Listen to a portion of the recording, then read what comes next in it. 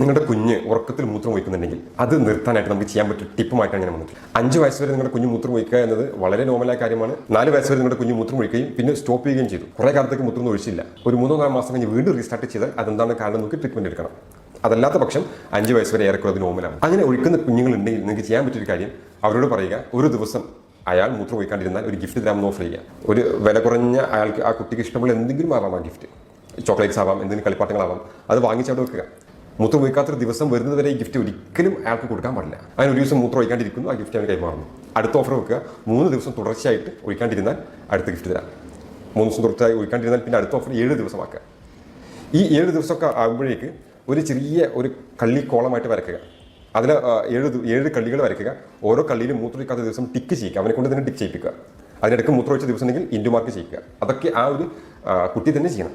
അങ്ങനെ നിങ്ങൾ ചെയ്യിക്കുമെങ്കിൽ തീർച്ചയായിട്ടും കുട്ടി മൂത്രമൊഴിക്കുന്ന അവിടെ സ്റ്റോപ്പാവും.